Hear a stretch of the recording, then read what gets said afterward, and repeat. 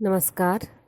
मैं डॉक्टर सरिता कुमारी, सहायक प्राध्यापिका, राजनीति विज्ञान विभाग, JN महाविद्यालय धुर्वा।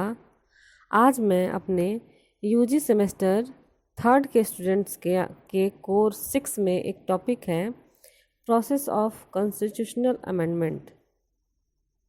तो आज मैं इसी पर चर्चा करूंगी। इसके अंतर्गत मैं आज भारतीय संविधान में संशोधन की प्रक्रिया का वर्णन करूंगी।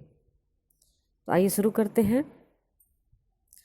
संघात्मक शासन पद्धति की एक महत्वपूर्ण विशेषता है एक लिखित और अपरिवर्तनशील संविधान।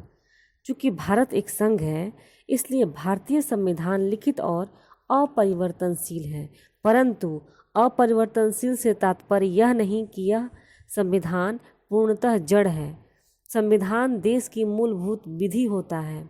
यह राज्य के शासन तंत्र को उपबंधित करता है एवं सामाजिक अस्तित्व के लिए एक ठोस ढांचा प्रस्तुत करता है। ऐसी स्थिति में कोई भी संविधान पूर्णतः जड़ नहीं हो सकता। संविधान निश्चय ही ऐसा होना चाहिए जो नई अवस्थाओं के अनुरूप अपने आप को बनाता चले, ढालता चले। प्रगतिशील समाज की आर्थिक, सामाजिक एवं राजनीतिक समस्याओं के समाधान के लिए संविधान में समय समय पर परिस्थितियों के अनुकूल संशोधन की आवश्यकता पड़ती है। इसलिए पंडित नेहरू ने कहा था कि संविधान का परिवर्तनशील होना भी आवश्यक है, यद्यपि उसमें अस्थायित्व होना चाहिए, क्योंकि यदि संविधान को अत्यधिक कठोर बना दिया जाए तो राष्ट्र का विकास अवरुद्ध हो जाएगा। भारतीय संविधान के निर्माता यह समझते थे कि वे सदा के लिए संविधान का निर्माण नहीं कर रहे हैं और उनके द्वारा निर्मित संविधान में आवश्यकताओं एवं परिस्थितियों के अनुरूप संशोधन की आवश्यकता पड़ेगी। अतः उन्होंने संविधान में ही संशोधन की प्रक्रिया का उल्लेख कर दिया। संशोधन की प्रक्रिया ऐसी है जिससे भारतीय संविधान अपरिवर्तनशीलता और परिवर्तनशीलता का एक अद्भुत मिश्रण बन गया है। अब हम चर्चा करेंगे कि संशोधन की प्रक्रिया किस प्रकार है। भारतीय संविधान में संशोधन की जो प्रक्रिया दी गई है उसे हम 3 भागों में बांट सकते हैं। पहला, संसद के साधारण बहुमत से। दूसरा, संसद के सभी सदस्यों के बहुमत तथा उपस्थित सदस्यों के 2/3 बहुमत से। और तीसरा, संसद के सभी सदस्यों के बहुमत तथा उपस्थित सदस्यों के 2/3 बहुमत और राज्यों के विधानमंडलों की स्वीकृति से। तो इससे पहले कि हम चर्चा करेंगे कि संसद के साधारण बहुमत से। संविधान के कुछ उपबंधों में संशोधन संसद के सामान्य बहुमत अर्थात सामान्य विधेयक के लिए जो विधायी प्रक्रिया निर्धारित की गई है उसी के अनुसार किया जा सकता है। ऐसे उपबंधों में नए राज्यों की रचना, पूर्व स्थित राज्यों की सीमाओं का पुनर्वर्गीकरण, राज्यों के उच्च सदन की रचना या विलोप, केंद्र द्वारा शासित क्षेत्रों का गठन, अनुसूचित क्षेत्रों एवं अनुसूचित आदिम जातियों का प्रशासन आदि। यह प्रक्रिया अत्यंत सरल है और हमने जिन विषयों की चर्चा की उनमें संशोधन संसद के साधारण बहुमत से किया जाता है। दूसरा है 2/3 बहुमत से। संसद के 2/3 बहुमत से संविधान में संशोधन की दूसरी प्रक्रिया प्रथम प्रक्रिया की अपेक्षा कुछ कठिन है। इस प्रक्रिया के अनुसार संविधान के अधिकांश अनुच्छेदों में संशोधन हेतु विधेयक संसद के किसी भी सदन में पुनः स्थापित किया जा सकता है यदि ऐसा विधेयक प्रत्येक सदन के कुल सदस्यों की संख्या के बहुमत तथा उपस्थित और मतदान करने वाले सदस्यों के 2/3 बहुमत से पारित हो जाता है। तब उसे राष्ट्रपति के पास स्वीकृति के लिए भेजा जाता है और राष्ट्रपति की स्वीकृति से संविधान में संशोधन हो जाता है।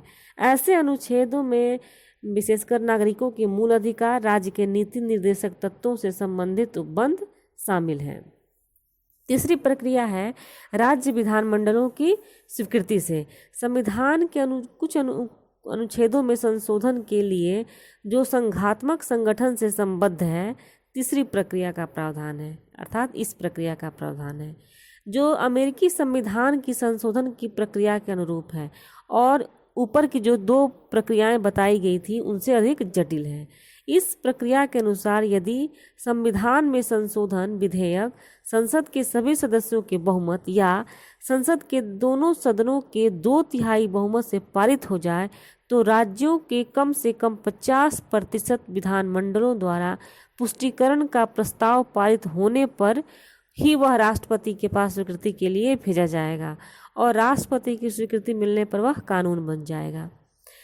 वे विषय एवं अनुच्छेद जिनमें संशोधन की यह प्रक्रिया लागू होगी वे उनमें हैं राष्ट्रपति के निर्वाचन से संबद्ध अनुच्छेद 54, दूसरा संघ की कार्यपालिका शक्ति से संबद्ध अनुच्छेद 55 और 73, तीसरा राज्यों की कार्यपालिका शक्ति के विस्तार से संबद्ध अनुच्छेद 162, चौथा संघीय न्यायपालिका से संबद्ध अनुच्छेद तथा भाग 5 का अध्याय 4, पांचवा है राज्यों के उच्च न्यायालय से संबद्ध अनुच्छेद भाग 6 का अध्याय 5। नेक्स्ट, केंद्र द्वारा शासित क्षेत्रों के लिए उच्च न्यायालय से संबद्ध अनुच्छेद। इसके अलावा संघ और राज्यों के विधायी विषयों से संबद्ध अनुच्छेद और भाग 11 का अध्याय 1 और संसद में राज्यों के प्रतिनिधित्व से संबद्ध विषय तथा संशोधन की प्रक्रिया से संबद्ध अनुच्छेद 368। यानी कि भारतीय संविधान में संशोधन की प्रक्रिया का वर्णन संविधान के अनुच्छेद 368 में किया गया है। यह भी राज्य विधानमंडलों की स्वीकृति से संशोधन होने वाले विषयों में सम्मिलित है। उपर्युक्त तीनों प्रक्रियाएं, जो प्रक्रियाएं मैंने बताई कि संसद के साधारण बहुमत से, संसद के 2/3 बहुमत से और राज्य विधानमंडलों की स्वीकृति से, इन तीनों का ही विश्लेषण करने पर यह निष्कर्ष निकलता है कि भारतीय संविधान अंशतः नम्य और अंशतः अनम्य है। वस्तुतः भारतीय संविधान के निर्माताओं ने अनम्यता और नम्यता के बीच संतुलन स्थापित करने की चेष्टा की थी। इस संबंध में डॉक्टर MP शर्मा का कहना है कि भारतीय संविधान नमनशीलता एवं अनमनशीलता का अपूर्व मिश्रण है। धन्यवाद।